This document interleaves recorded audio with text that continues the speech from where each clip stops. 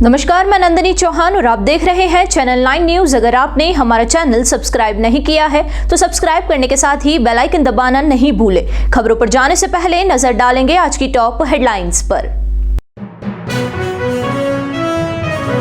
उदयपुर के आदिवासी अंचल के बाद अब शहरी क्षेत्र में लेपर्ड के मूवमेंट से शहरवासी दहशत में। नीमच माता आबादी क्षेत्र में लेपर्ड के मूवमेंट के बाद पकड़ने के लिए लगाया गया पिंजरा, एक साथ दिखे 2 लेपर्ड।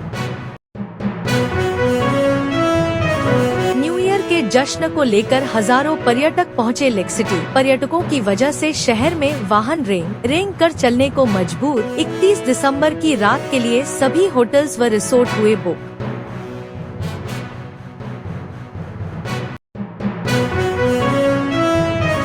उदयपुर में डांगी पटेल समाज की महापंचायत का हुआ आयोजन। मुख्यमंत्री भजनलाल शर्मा को कार्यक्रम में निमंत्रण देने के लिए प्रतिनिधिमंडल जाएगा जयपुर।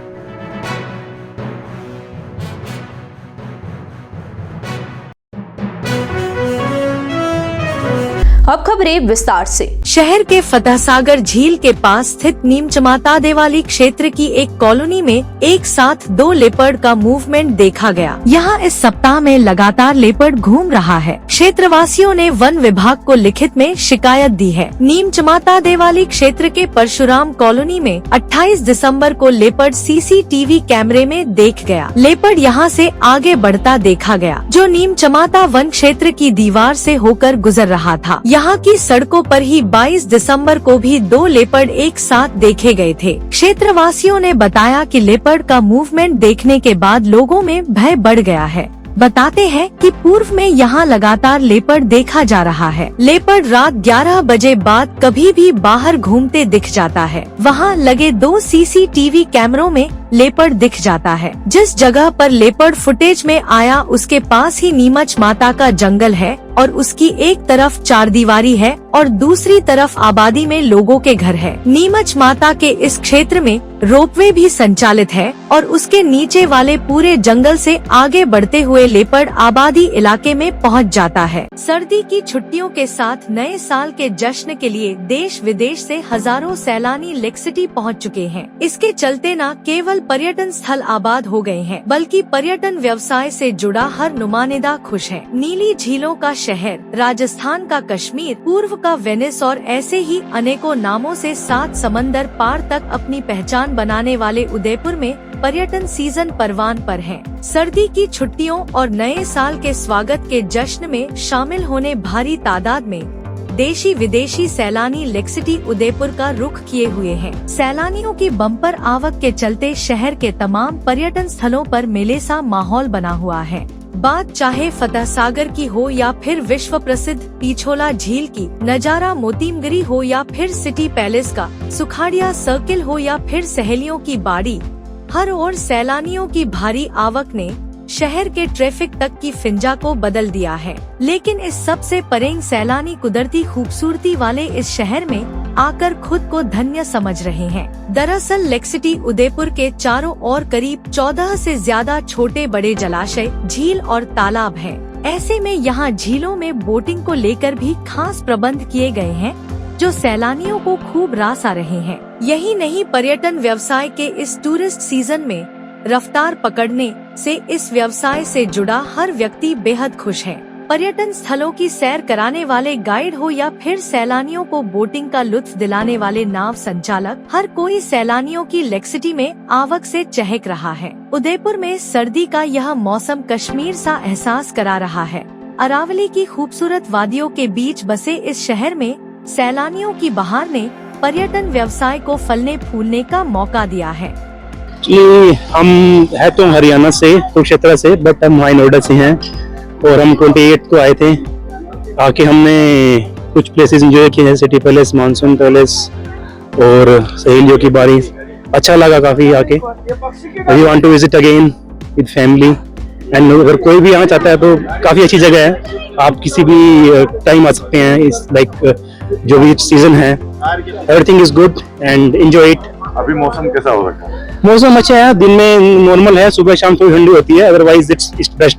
रेस्पॉन्स तो बहुत अच्छा है। जैसे कि अभी सर्दी का मौसम है और नए साल के स्वागत के लिए बहुत ही अच्छे प्रबंध किए हैं, गवर्नमेंट यूआईटी ने भी किए हैं, नगर निगम ने किए हैं, कलेक्टर साहब ने भी किए हैं। बहुत ही पर्यटक पिछले साल से अच्छे आ रहे हैं इस साल, और अगले साल और भी बढ़ेंगे। जैसे कि मौसम ऐसा हुआ जैसे कश्मीर के जैसे एक वादिया जैसे लग रहा है, बहुत सुहाना मौसम चल रहा है। पर्यटन अच्छा चल रहा है, जैसे कि स्पीड बोट हमारे पास अवेलेबल है फतेह सागर के अंदर, और नॉर्मल बोट भी अवेलेबल है, और टूरिस्ट बहुत ही एंजॉय स्पीड बोट का ज्यादा एंजॉय करते हैं। उदयपुर डांगी पटेल समाज की महापंचायत कानपुर खेड़ा रॉयल खेल मैदान पर सोमवार को आयोजित हुई। महापंचायत में निर्णय लिया गया है कि 13 या 14 जनवरी को मुख्यमंत्री प्रस्तावित यात्रा को लेकर डांगी समाज महाकुंभ में मुख्यमंत्री भजनलाल शर्मा को निमंत्रण देने के लिए प्रतिनिधि मंडल जयपुर जाएगा और मुख्यमंत्री को कार्यक्रम में आने का निमंत्रण दिया जाएगा। महापंचायत के मुख्य वक्ता के रूप में वल्लभनगर विधायक उदयलाल डांगी ने कहा कि समाज के कार्यों को हमेशा पहली प्राथमिकता देते हैं और हमेशा समाज का निर्णय को मानने के लिए कटिबद्ध भी है।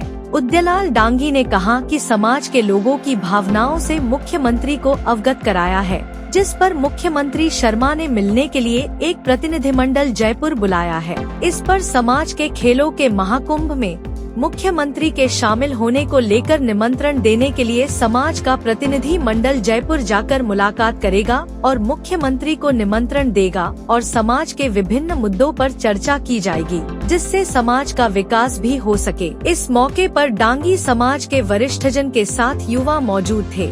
ये हमारे डांगी पटेल समाज का खेलकूद प्रतियोगिता है जो पिछले 37 साल से होती है, और हमारे समाज के जो युवा साथी खेलकूद प्रतियोगिता करवाते हैं उसमें हमारे जो समाज के मोहतबीर हैं उनसे आशीर्वाद लेके शुरुआत करते हैं। और आज सभी ने मिलकर हमारे समाज के जो मोहतबीर लोग हैं, पटेल चौकड़ा के जैसे गोपाल जी हैं, दली चंद जी गिरवा के हैं, सरपंच साहब, ऐसे इनका आशीर्वाद लेके आगे की रूपरेखा बनाई है। जो मकर संक्रांति पे 13 और 14 तारीख को टूर्नामेंट होता है, और उसमें समाज के लोगों ने हमारे मुख्यमंत्री जी को बुलाने का भी निवेदन किया है। समाज के कुछ लोग एयरपोर्ट पे मुख्यमंत्री जी जब उदयपुर आए तब मिले और उनको इनवाइट किया कि आपको हमारे एक समाज के प्रोग्राम में आना है। हम सब ने ये तय किया कि भाई मिल गया आज कि ये खेलकूद प्रतियोगिता हो रही है, उसमें सीएम साहब को बुलाया जाए। तो आज समाज के सभी मोहतबीरों ने गाँव वाइज एक टीम बनाई है, और कोशिश ये रहेगी कि हर गांव से एक परिवार से एक न एक 2 लोग उस प्रोग्राम में आए और मुख्यमंत्री जी का आशीर्वाद लें। आज हमने तय किया है कि जो समाज के हमारे मोहतबीर लोग हैं, जो पार्टी के वरिष्ठ भी और समाज के मोहतबीर भी, मिलके हम निवेदन करने जाएंगे 2-4 दिन के अंदर ही, और जो भी वो डेट देंगे उस तारीख को हम बड़ा समाज का सम्मेलन करेंगे, जिससे हमारे समाज का के ऊपर भी मुख्यमंत्री जी का आशीर्वाद बना रहे, ऐसी अपेक्षा है।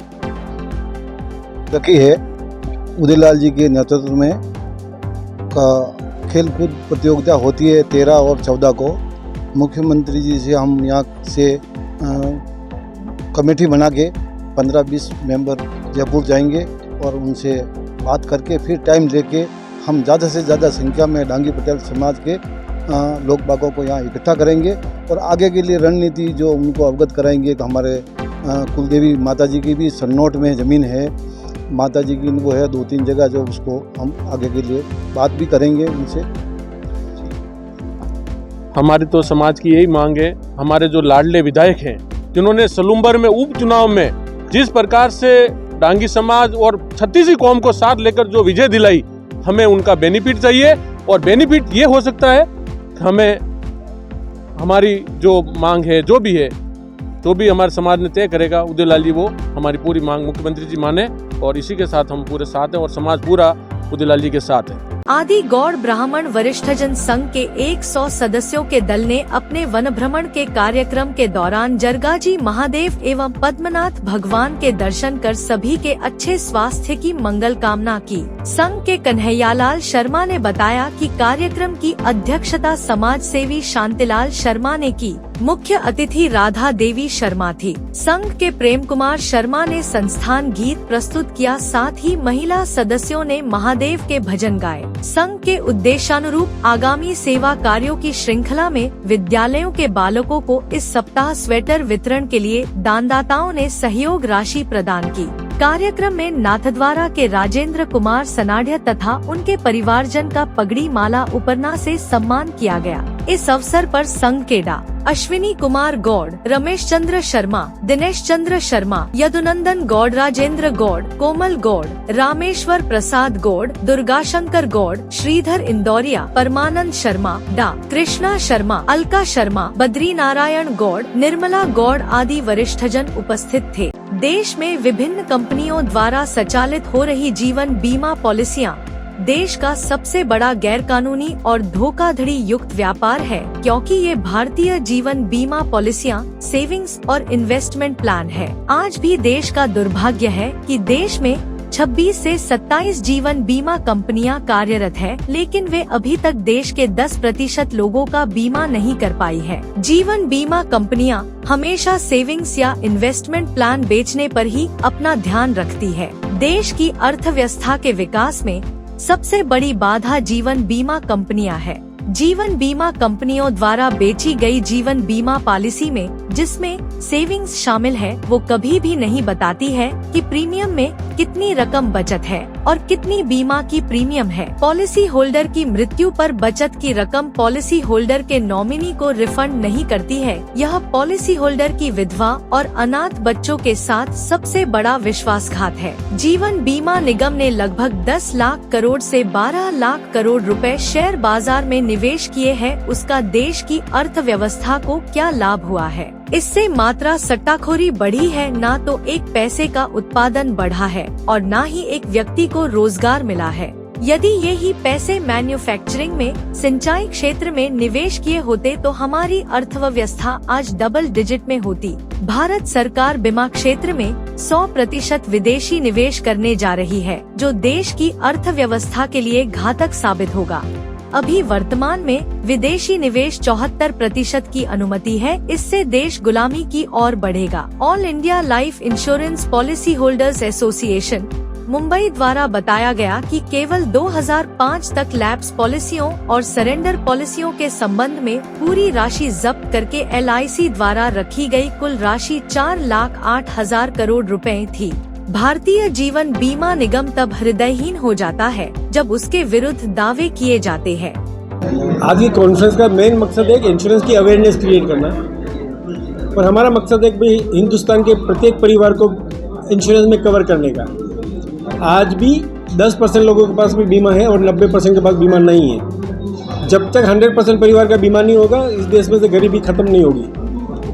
पर चूँकि इंश्योरेंस कंपनियां इंश्योरेंस पॉलिसी नहीं बेच करके सेविंग और इन्वेस्टमेंट प्लान बेच रही है, जो पूरी तरह से इलीगल है और धोखाधड़ी युक्त है। जितने भी सेविंग और इन्वेस्टमेंट प्लान है वो फ्रॉड है। इसलिए इनको राइट ही नहीं होना चाहिए। इंश्योरेंस कंपनी को इंश्योरेंस पॉलिसी बेचने का ही राइट होना चाहिए, क्योंकि IRD ने इंश्योरेंस का ही लाइसेंस दिया है। सेविंग और इन्वेस्टमेंट प्लान सेबी और रिजर्व बैंक कवर करता है। तो इंश्योरेंस पॉलिसी के साथ में यदि इंश्योरेंस इन्वेस्टमेंट सेविंग प्लान नहीं होगा तो हिंदुस्तान के हर परिवार का बीमा हो जाएगा। और हम तो इंश्योरेंस कंपनी से रिक्वेस्ट कर रहे हैं कि आप कोई भी ग्रुप इंश्योरेंस हमको दे दो, मैं उदयपुर डिस्ट्रिक्ट के हर परिवार का बीमा कर दूंगा, प्रीमियम में भर दूंगा। पर एक अच्छा ग्रुप इंश्योरेंस 5 लाख से लगा के 20 लाख तक का इंश्योरेंस पॉलिसी दे दे मेरे ग्रुप इंश्योरेंस, मैं पूरे उदयपुर जिले के प्रत्येक परिवार का बीमा मैं कर दूंगा। पर सामने आए इन्वेस्टमेंट सेविंग प्लान बंद करे और इंश्योरेंस प्योर इंश्योरेंस परिवार को करे। रुकेंगे एक छोटे से ब्रेक के लिए। ब्रेक के बाद फिर हाजिर होंगे कुछ खबरों के साथ।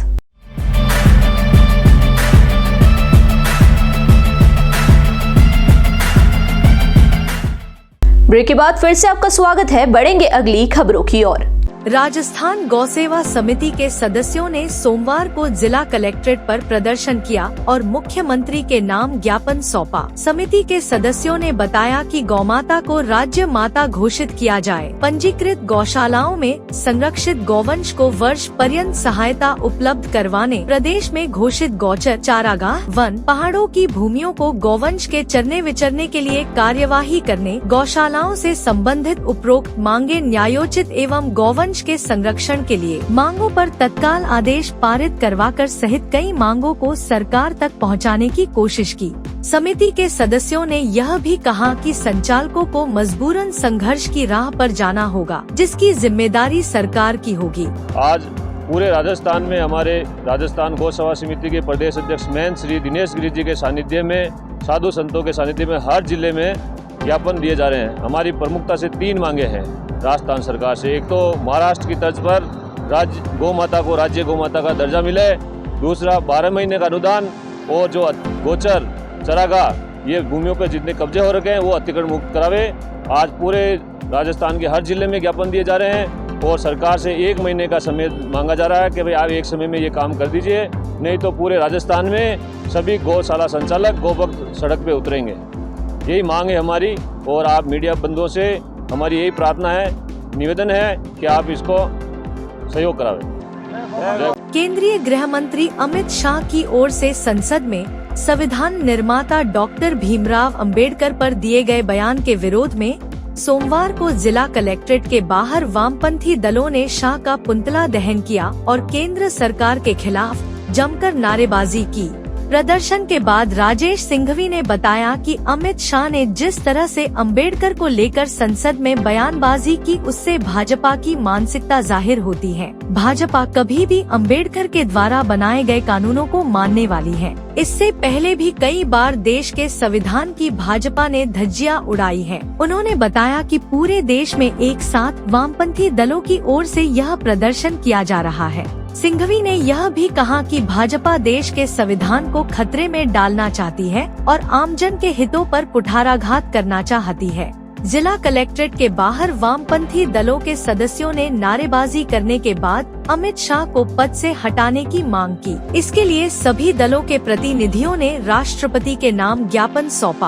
आज पूरे देश में वामपंथी दलों के आह्वान पर जो गृह मंत्री अमित शाह है, उन्होंने जो संसद में बयान दिया था पिछले दिनों डॉक्टर अंबेडकर को लेकर, उसके विरोध में आज यहाँ उदयपुर में भी सभी वामपंथी दलों ने जिला कलेक्ट्रेट पर प्रदर्शन करके अमित शाह का पुतला फूका है और उसके पहले बाबा साहब के स्टैचू पर हमने माल्यार्पण भी किया है।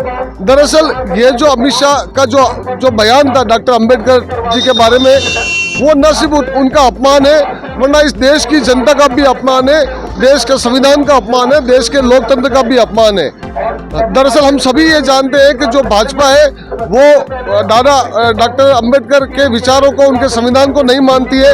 इसलिए आज हम सब लोग ये उदयपुर की जनता से भी अपील करने आए हैं, राष्ट्रपति के नाम पर ज्ञापन देकर के उनको इस्तीफा दिलवाया जाए, उनका त्यागपत्र ले। ये अपील करना चाहिए, इस देश के संविधान की अगर हमको रक्षा करनी है तो हमें भी इस विरोध में शामिल होना होगा। प्रजापति प्रीमियर लीग के सीजन 4 में बीसीसी खेड़ी ने फाइनल मुकाबले में केदारा नाइट राइडर्स की टीम को 59 रनों से हराते हुए खिताब अपने नाम किया। प्रतियोगिता के फाइनल मुकाबले के बाद विजेता और उपविजेता टीमों को पारितोषिक प्रदान किया गया। मेवलिया प्रजापति समाज मेवाड़ चैखले के अध्यक्ष गणेश लाल प्रजापत ने विजेता और उपविजेता टीमों के खिलाड़ियों को शुभकामनाएं देते हुए आयोजनकर्ताओं का आभार प्रकट किया। प्रतियोगिता के बारे में अधिक जानकारी देते हुए भगवान प्रजापत ने बताया कि प्रजापति प्रीमियर लीग सीजन 4 के 2 दिवसीय आयोजन के दूसरे दिन सेमीफाइनल और फाइनल मुकाबले खेले गए। पहला सेमीफाइनल मुकाबला केदारा नाइट राइडर्स और बीसीसी खेड़ी के बीच खेला गया।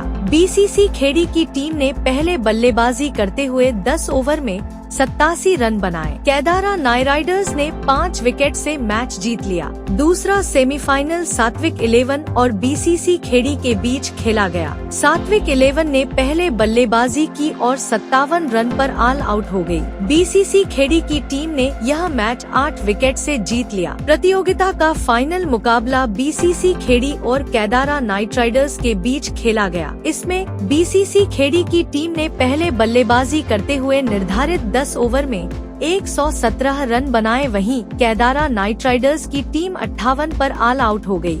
फाइनल मुकाबले में बीसीसी खेड़ी की टीम की ओर से नरेंद्र प्रजापत ने 55 रनों की अहम पारी खेली, वहीं मुकेश प्रजापत ने 4 विकेट लिए। प्रतियोगिता के बाद समापन समारोह में मेवलिया प्रजापति समाज के अध्यक्ष सहित कार्यकारिणी व पूर्व अध्यक्ष व सचिव ने विजेता और उपविजेता टीमों के खिलाड़ियों को ट्रॉफी प्रदान की। प्रतियोगिता के आयोजन का बीड़ा महाराज की खेड़ी के प्रजापत समाज के युवाओं ने उठाया था।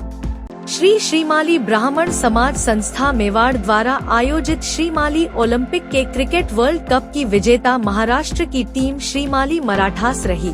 फाइनल मुकाबला बेहद रोमांचक रहा, जिसमें श्रीमाली मराठस में जीत हासिल की। कार्यक्रम में मुख्य अतिथि जिला न्यायाधीश महेंद्र दवे और पूर्व राज्य मंत्री जगदीश राज श्रीमाली ने विजेता टीम में कप्तान धवल त्रिवेदी सहित टीम के खिलाड़ियों को विजेता ट्रॉफी प्रदान की। साथ ही उपविजेता टीम रही अवधूत के कप्तान सुदर्शन व्यास को उपविजेता ट्रॉफी दी गई।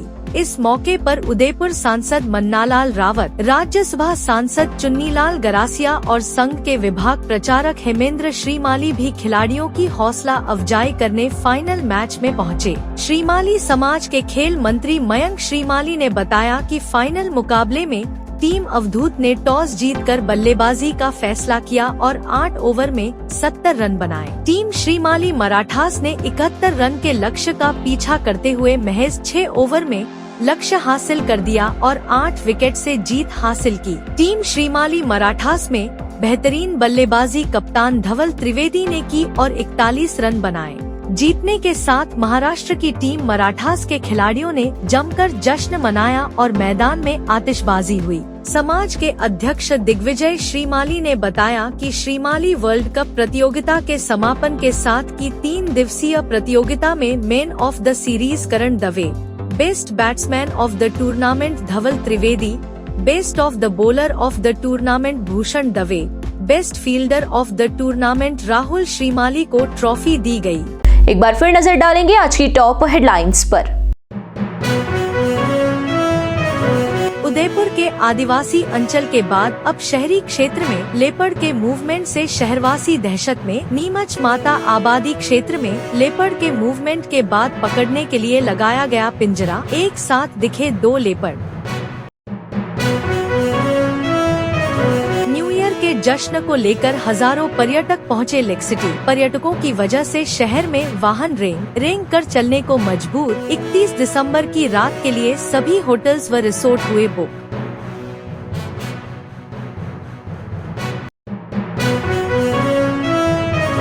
उदयपुर में डांगी पटेल समाज की महापंचायत का हुआ आयोजन। मुख्यमंत्री भजनलाल शर्मा को कार्यक्रम में निमंत्रण देने के लिए प्रतिनिधिमंडल जाएगा जयपुर।